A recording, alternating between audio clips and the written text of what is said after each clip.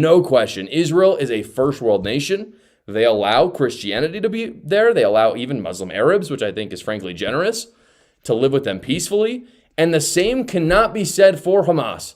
It cannot be said for the Palestinian Authority. If someone honestly thinks that Palestinians would make Israel a better place than the current regime, I just think you're lying. I don't think you're being genuine with that. There's just no freaking way. So Joshua Carr is a political commentator who just spent a week in Israel, and he's here to tell you that his opinion about the Middle Eastern conflict has changed. It's actually great because I've been trying to get people to think about coming to Israel so that they would see the truth.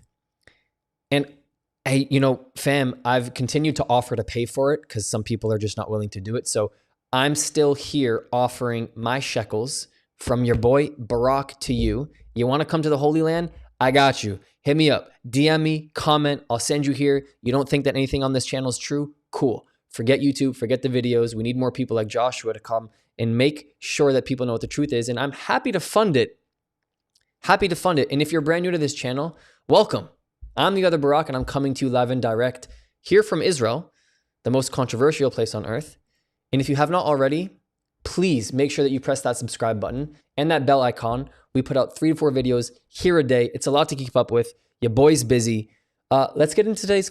So the big question with all of this, with spending a week in Israel, is what is my stance about it all? Because I said it's changed. And I think my opinion on Israel is evolving over time. Are they justified in their war with Hamas, and what should the US do about it? And here is where I'm at with it after being in Israel, seeing it on the ground.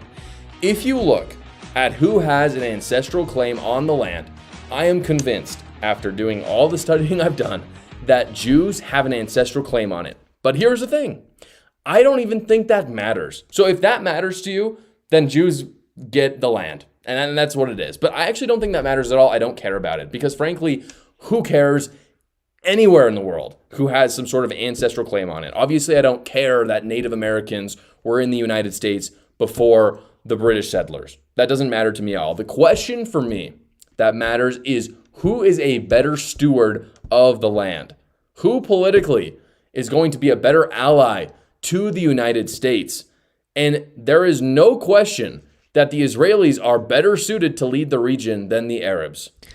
Probably Israel, given the fact that they don't have chance saying death to America and having people burn the American flag in public and have groups like the Houthi rebels down the street from your boy here in Barak, who are just vouching for the death to Israel, the death to Jews, and the death to America. In fact, it's on their flag, it's in their charter. I would probably cast my vote for the Jews. What about you? What do you think? No question. Israel is a first world nation. They allow Christianity to be there. They allow even Muslim Arabs, which I think is frankly generous, to live with them peacefully. And the same cannot be said for Hamas. It cannot be said for the Palestinian Authority. If someone honestly thinks that Palestinians would make Israel a better place than the current regime, I just think you're lying. I don't think you're being genuine with that. There's just no freaking way.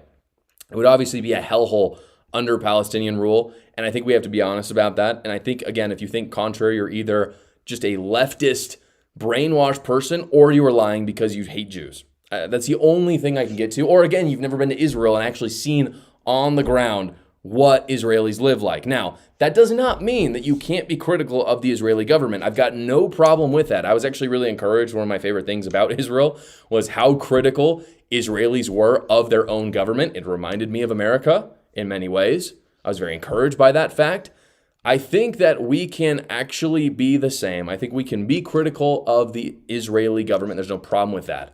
I think we can analyze how Israel has fought their war in Gaza. There's no problem with that. I think that we can have a conversation about reducing our aid as Americans to Israel. I have no problem with that. But even with all of that scrutiny, one fact still remains. Israel has a right to exist. I am convinced of that. And they run the region fairly effectively and much better than what Palestinians would do. My number one takeaway I have from the trip is that I enjoyed being there. I enjoyed actually being on the ground, actually seeing what people are saying, what is happening. But what I wish so badly is that I could do the same in Gaza, really. And many other people in my group said the same thing. We really wish we could go to Gaza and talk to Hamas. Get this man a trophy, bro. I fucking love this guy. Isn't it so simple? Like, don't you want to go to Gaza? I do. Don't you want to go see what it's like there? I do. Don't you want to go understand more about what the actual on-the-ground experience is there? I do. Why can't we? Brock, what a fucking good question. Maybe because terrorists are controlling the area.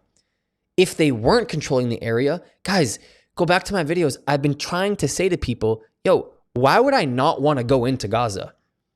My friend's uncle used to go in there and buy vegetables and fruits before Shabbat. He would go in, there were no checkpoints, there were no need for checkpoints, open borders. Like, that sounds like a fucking good idea to me, right? I like this guy. I like this. Josh, you my guy. Let's get back to it. I want to hear their feelings. I want to know what they think. I want to know how they think. But obviously, if I did that, I would be killed immediately on the spot. And not just by Hamas, by the way. I am convinced that Palestinians, not part of Hamas, would probably kill me as well because of just how big of a cultural difference there is. And so that is the fundamental difference between the two sides. One side hates Westerners, wants us dead, would not have a conversation with me. The other side invited me to their country to actually see on the ground what is happening and to meet their citizens. And again, meeting citizens that were even critical of them. And I have to say that out of the hundreds of Jews and Arab Israelis that I met, I loved every single one of them. All of them were incredibly nice to me. They were incredibly good and frankly people that I think Americans can actually cohabitate with in a way that is just not true for Palestinians.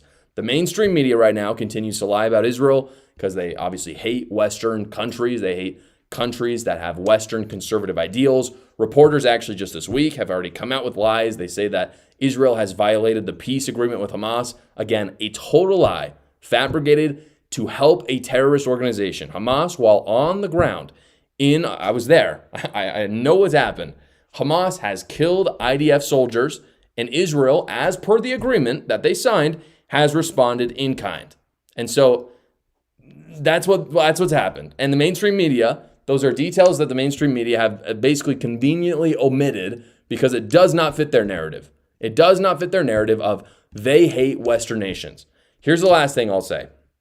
One of the themes of the trip was we were trying to ask everybody what the actual definition of anti-Semitism was. And we got lots of answers, and most of them, honestly, were not very good. We got lots of bad answers from the ADL lady. We got lots of bad answers from the IDF. But I came to a conclusion. I think anti-Semitism is not being about anti-Israel. We can be critical of governments. Anti-Semitism is obviously hatred towards Jews, but when Israel is concerned, this is the definition of anti-Semitism for me. It is when people apply judgments to Israel that they could not care less to apply to any other country. And people on the woke right and the woke left are doing this repeatedly. For instance, caring that we send aid to Israel, but forgetting about the 120 other countries that we also send aid to. Or saying that Israel is committing a genocide while hundreds of thousands of Christians are being genocided in Nigeria right now, and nobody cares about it. None.